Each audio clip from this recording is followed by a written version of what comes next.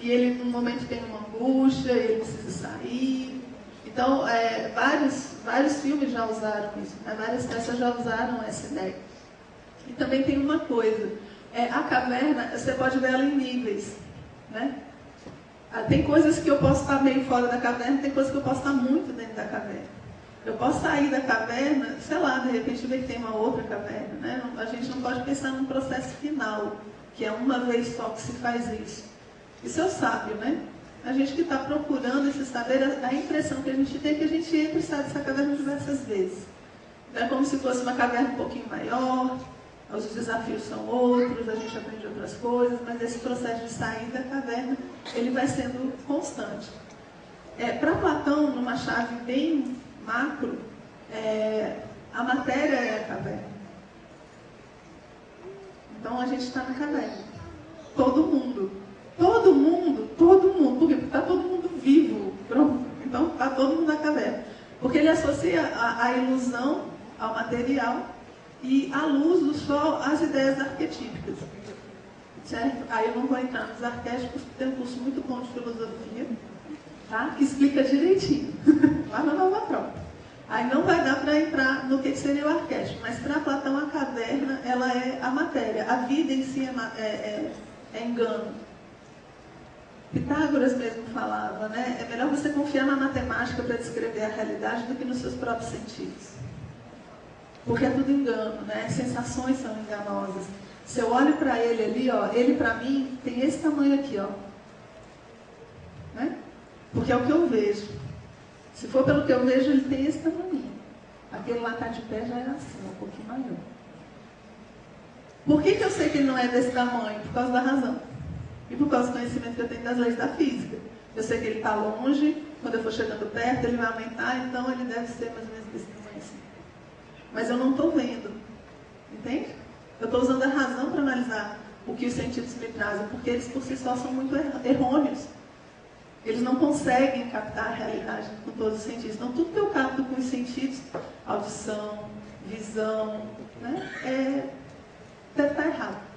Tem que ser arrumado pela razão para poder ser condizente um pouquinho mais com a realidade material. Ok? Então, numa chave macro, para Platão, a caverna é a própria existência da gente.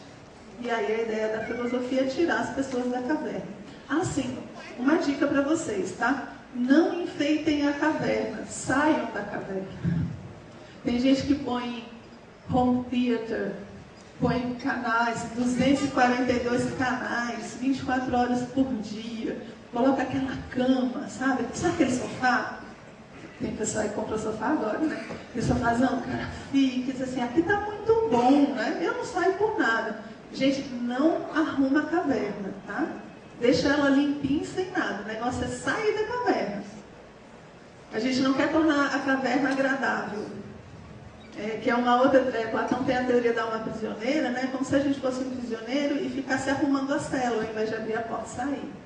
Então a gente não pode querer ficar na caverna. O lance é sair da caverna. Então não é se acomodar. É justamente fazer essa puxada, tá? Oi? Tem terra após a caverna? Não, tem aqui para sair. Tem para sair. Dentro e para sair. Né? Tanto interno quanto externo. Mas a saída aqui não. Terra após a saída? Não. Não. Aqui é para ele o processo final. Tá? Vamos para o Matrix agora. Vocês entenderam o enredo todo mundo vai para casa, esse vídeo vai ter aquela fila, né? Todo mundo vai querer pegar o vídeo para ver de novo. Então, assim, só fazendo algumas analogias primeiro, né? Os nomes são interessantes, né? Ninguém escolhe um nome à toa, já reparou? Até eu falo, não, vamos botar um nome simples, vamos botar um nome tal. Aqui os nomes, todos eles são muito significativos, né? Se a gente pegar os três principais aqui, a gente tem o Neo, né? Que é uma troca de One, que é o Uno, né? Que vai ser o escolhido. Então, Neo e o One, né? Você faz uma troca. E o nome dele é Thomas Anderson, não é isso? É Mr. Anderson, né? Que ele fala. Esse nome Anderson, ele significa o filho dos homens. Ele tem uma ideia muito de redenção parecida com a cristã, certo? E Thomas, a gente pode colocar como Tomé. Não tem São Tomé? Tem que ver para crer. É a cara dele, né? É o São Tomé todinho. Fala, eu quero ver que negócio é esse, né? Eu vou pagar para ver o que é. Então, o nome do Neo, né, tanto na Matrix, que é quem quer ver o que está acontecendo, quanto fora da Matrix, que é o escolhido, né, ele já tem todo um símbolo. A Trinity, né, ela entra com a Trindade, o nome dela fala do 3, e o 3 é um elemento extremamente interessante em todas as tradições, normalmente associado à espiritualidade, e dentro de todas as religiões você tem as trindades, né, Pai, Filho e Espírito Santo, Osíris, Ísis e Horus, Brahma, Vishnu e Shiva, né? Toda a tradição tem 3 deuses principais. Você escolhe para mim quem é que fecha. Eu gostaria, na discussão anterior, de enfatizar que tanto o filme quanto a República são obras de arte. A obra de arte, ela transcende a intenção, o autor. Apesar do filme Matrix estar inserido em todo o contexto hollywoodiano, começa na Segunda Guerra Mundial, como cinema propaganda, contra o Hitler, etc. Até começa de uma forma nobre, depois se converte no que se converteu ao Hollywood, hoje já está em processo de decadência. A gente não pode esquecer que esses filmes, assim como a própria República, que também na política tem o seu caráter ideológico do período de Atenas, Platão também não escreveu a República apenas na exaltação, ele tem toda uma intenção quando ele escreve a República, assim como a Matrix tem toda uma intenção, e assim como a República transcendeu as intenções do próprio Platão, Matrix também, e qualquer obra de arte, transcende também as intenções do próprio Hollywood.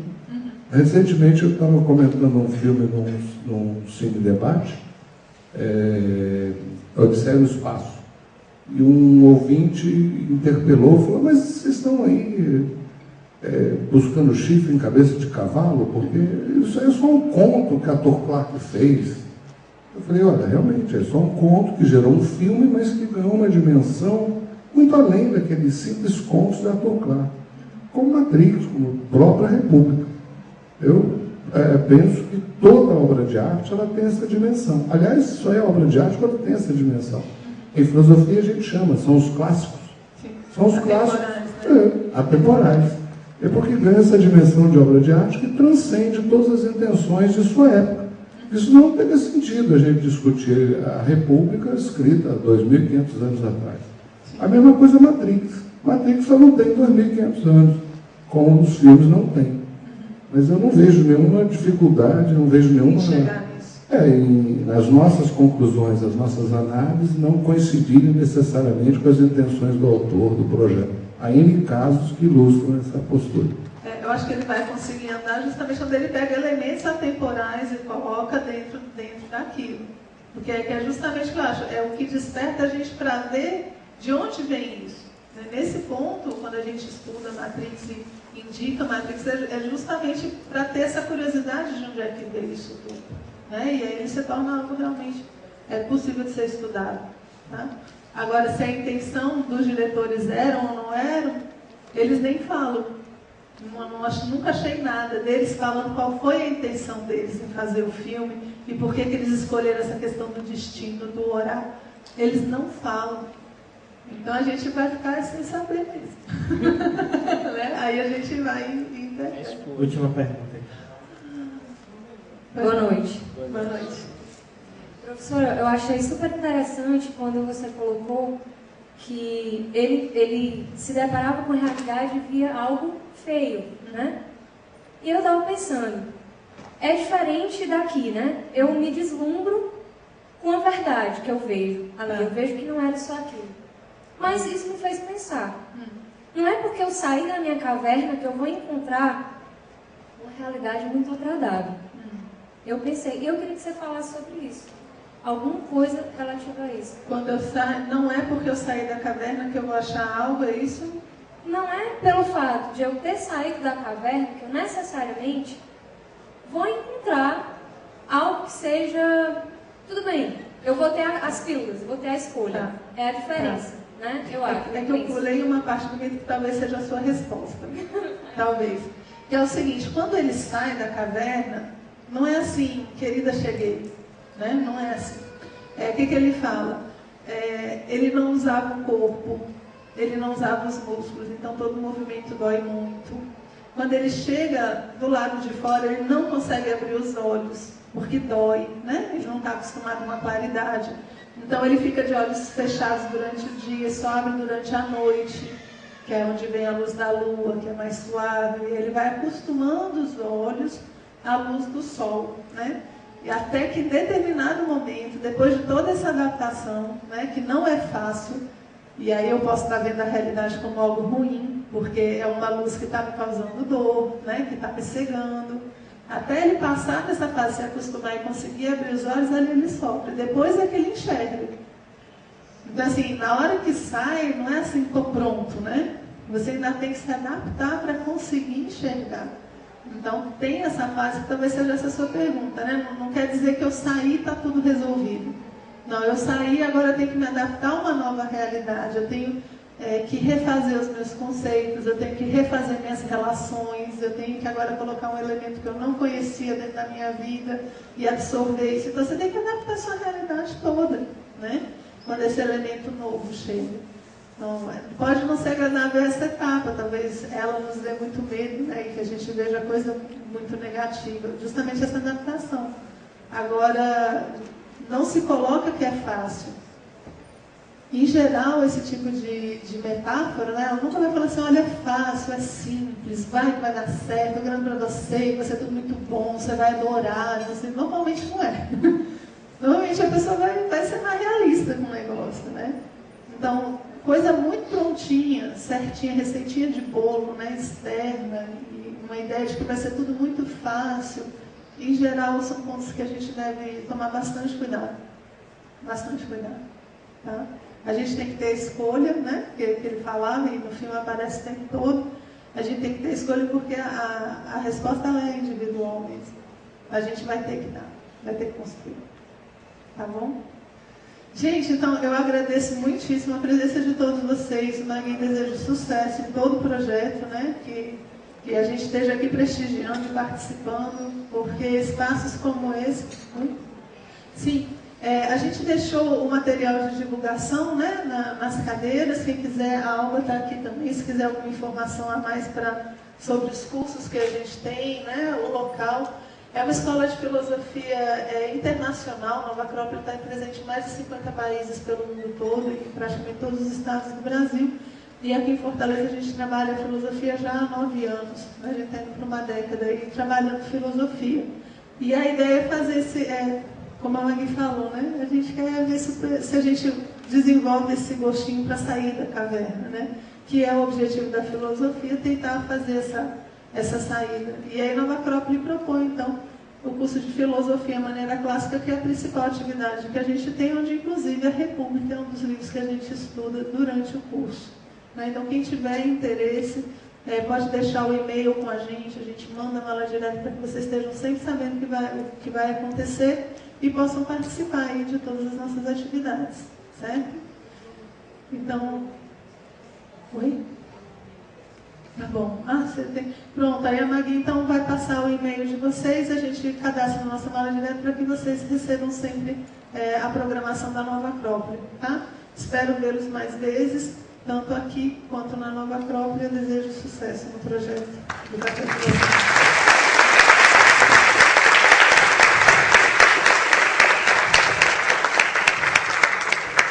Ok, olha que coisa linda, romântica. Olha só, a nossa ideia é fazer uma palestra por mês, trazendo pessoas de fora. Nós temos, durante o ano, 2 nomes internacionais. Nós temos pessoas do sul do país, nós vamos intercalar, gente daqui e gente de fora. Não adianta nada um esforço para a gente criar um espaço se vocês não estiverem dispostos a comparecer. Então eu espero que vocês digam que foi bom para as outras pessoas. A gente vai mandar um e-mail para convidar para a próxima palestra de abril. E o importante também é que vocês possam divulgar isso para a gente, né? E consultar.